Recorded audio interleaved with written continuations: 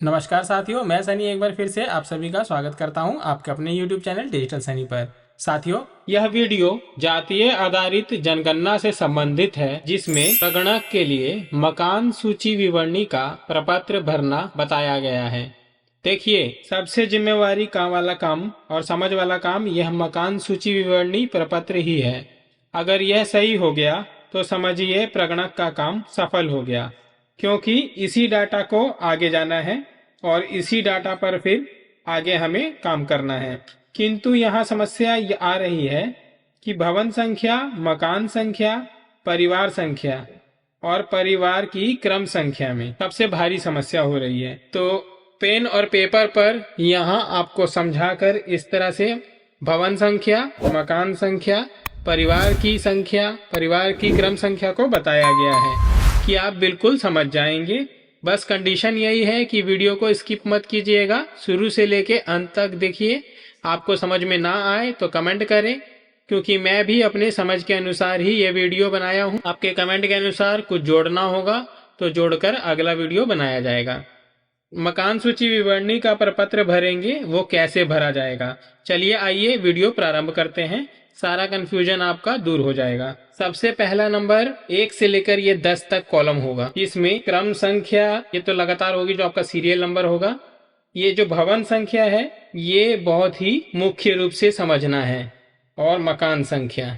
इसके बाद परिवार का क्रम संख्या और परिवार की संख्या। ये जो 4 टॉपिक है इसे आपको बढ़िया से समझना होगा। क्रम संख्या हम लोग दे देते हैं 001, 002, 003, 004, 005, 006। देखिए, आप 3 डिजिट में अंक को लिखना शुरू करिएगा। अब आ जाते हैं एक ऐसा भवन जिसमें 2 मकान हैं, तो क्या होगा यहाँ? भवन तो 1 है, इसलिए हम भवन संख्या 1 दे देंगे, और मकान 2 हैं और दोनों मकान में एक एक परिवार रहता है। तो हम लोग यहाँ पर मकान संख्या दे देंगे 001 और 002, क्योंकि 2 मकान है उसमें। और परिवार की संख्या, ये जो परिवार की संख्या है दोनों ही मकान में एक एक है, तो यहाँ पे 1 लिख देंगे और यहाँ पे भी 1 लिख देंगे। अब मान लिया जाए कि परिवार में सदस्यों की संख्या है, पहले परिवार में है 4 और दूसरे में है 3, तो एक एक मकान दोनों में है। तो यहाँ पर परिवार की क्रम संख्या, ये जो परिवार की क्रम संख्या है यहाँ पर, क्योंकि एक परिवार दोनों, एक एक परिवार है दोनों में है, इसलिए दोनों में एक एक कर दिया जाएगा। यहाँ पर परिवार जिस उद्देश्य से रह रहा है मकान में, तो यहाँ पे हमको आवासीय ही भरना है। आपको सभी में यहाँ पे आवासीय ही भरना होगा, दूसरा कुछ नहीं भरना है, क्योंकि गैर आवासीय जो भी मकान होंगे उसको हमें नंबरिंग नहीं करना है। ठीक है। उसके बाद यहाँ पे परिवार के मुखिया का नाम, तो पहले परिवार का जो मुखिया है उसका नाम लिख देंगे। जैसे मान लीजिए रमेश कुमार, तो रमेश कुमार लिख दिया हमने। यहाँ दौरे की तिथि, जो भी जिस भी दिन आप दौरा कर रहे हैं उस तिथि को यहाँ लिख देंगे। मान लीजिए यहाँ पे हम लिख देते हैं 8 जनवरी 2023, और यहाँ पे परिवार के मुखिया का हस्ताक्षर करा लेंगे। जो भी हस्ताक्षर होगा वो हस्ताक्षर करा लेंगे।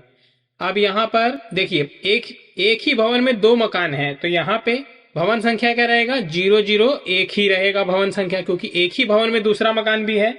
अब यहाँ पे बाकी सब जो है आवासीय ही रहेगा। अब यहाँ पे जो दूसरा परिवार है, जो दूसरा मकान है, उसमें जो परिवार का मुखिया है उसका नाम लिख लेंगे। मान लीजिए श्याम कुमार उसका नाम है, तो श्याम कुमार नाम लिख देंगे उसका, जो भी परिवार का मुखिया होगा।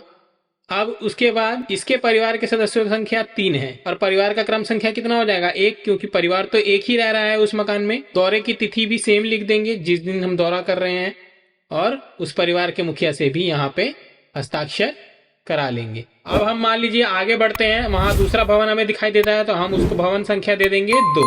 इस भवन में एक ही परिवार रहता है, तो यहाँ पर एक ही परिवार रहता है, तो एक ही मकान है, एक ही निकास द्वार है, एक ही मकान है, तो इसका मकान नंबर हम लोग दे देंगे 003। अब ये भी यहाँ पे तो आवासीय ही भरना है सभी में, तो ये क्लियर ही है, यहाँ आवासीय भर देना है। अब इस मकान में कितने परिवार रहते हैं, तो परिवार की संख्या जैसे हमने बताया कि एक ही परिवार रहता है इस भवन और इस मकान में, तो यहाँ पे हम लोग परिवार की संख्या दे देंगे 1। उसके बाद परिवार के मुखिया का नाम, तो परिवार के मुखिया का नाम जो होगा यहाँ पे, जैसे मान लीजिए परिवार के मुखिया का नाम है जयकांत, तो जयकांत नाम लिख देंगे परिवार के मुखिया का। उसके बाद परिवार में सदस्यों की संख्या, मान लीजिए पति पत्नी और उनके 2 बच्चे रहते हैं तो 4 परिवार की संख्या है, तो यहाँ लिख देंगे 4 परिवार के सदस्यों की संख्या। अच्छा, परिवार का क्रम संख्या, तो एक ही परिवार है तो परिवार का क्रम संख्या कितना हो जाएगा? 1। उसके बाद यहाँ पर दौरे की तिथि लिख दी जाएगी। दौरे की तिथि जो भी हो, 8 तारीख को आप दौरा कर रहे हैं तो 8 तारीख लिख दीजिए, और यहाँ पे उस परिवार के मुखिया का सिग्नेचर आपको करा लेना है। इसके बाद आप देखते हैं एक ऐसा भवन जिसमें एक मकान है, तो यहाँ पे 003 कर दिया, और मकान एक ही है तो इसका 3 के बाद क्या मकान नंबर हो जाएगा? 004। इस मकान में 3 परिवार रहते हैं तो यहाँ पर लिख दिया जाएगा 3। अब 3 परिवार है, सब लोग साथ ही रहते हैं एक मकान में, तो यहाँ पे आप परिवार के मुखिया का नाम, तीनों परिवार के मुखिया का नाम अलग अलग होगा, तो यहाँ पर हम लोग तीनों परिवार के मुखिया का नाम लिख लेते हैं। तो 3 परिवार हैं एक ही मकान में, तो यहाँ पर हम लोग क्रम संख्या ले लेंगे परिवार का 01, 02 और 03। अब सदस्यों की संख्या, जितने भी परिवार में सदस्य होंगे वो भर सकते हैं, जैसे मान लीजिए 4 है सदस्य, 5 है और इनके परिवार में 3 है, तो दौरे की तिथि भी यहाँ पे अपना डाल लेंगे जो आएगा, और यहाँ सिग्नेचर करा लेंगे परिवार के मुखिया से। अब यहाँ पे क्या लिख देंगे? आवासीय, जैसा मैंने आपको पहले बताया यहाँ पे आवासीय ही भरा जाएगा। और यहाँ पर परिवार की संख्या 3 थी तो यहाँ पे 3 ही लिख देंगे, और भवन संख्या तो ये 3 ही था तो 3 ही लिख देंगे, तीनों में भवन संख्या। और यहाँ पे भी मकान नंबर जो है वो एक ही मकान है तीनों का, तो इसमें भी ये भर देंगे 4 नंबर। ठीक है, तो साथियों अब आपको स्पष्ट हो रहा होगा कि इस तरह से जो प्रपत्र हम लोगों को भरना है 10 कॉलम वाला, तो वो हम इस तरह से भरेंगे जैसा कि ट्रेनिंग में या मार्गदर्शिका में भी दर्शाया गया है। तो आपको मुख्य रूप से क्रम संख्या तो सीरियल नंबर रहेगा, भवन संख्या, मकान संख्या और परिवार की संख्या और परिवार की क्रम संख्या, ये 4 बातें अच्छे से समझ लेनी है, और ये लगातार नहीं देना है। जिस मकान में एक से अधिक परिवार रह रहे हैं, जैसे यहाँ पर जो 4था नंबर मकान है इसमें 3 परिवार है, इसके बाद ही आगे अब 5वां नंबर आएगा, इसमें सब में 4 ही नंबर रहेगा, तो इस तरह से इस फॉर्मेट को भर लेना है। तो साथियों मुझे आशा है कि कुछ ना कुछ इस वीडियो से आपको समझ बना होगा, प्रपत्र कैसे भरेंगे यह कुछ ना कुछ समझ में अवश्य आया होगा। अगर इससे अधिक आपको जानते हैं तो निसंकोच कमेंट करें, आपके विचार को साझा करते हुए अगला वीडियो बनाया जाएगा। धन्यवाद। और साथियों अगर आपने हमारे चैनल को अभी सब्सक्राइब नहीं किया है तो जरूर सब्सक्राइब कर लें और बेल आइकन को प्रेस कर दें ताकि आने वाली वीडियोस की नोटिफिकेशन आपको मिलती रहे। तो साथियों मिलते हैं नेक्स्ट वीडियो में, जब तक के लिए जय हिंद, जय भारत।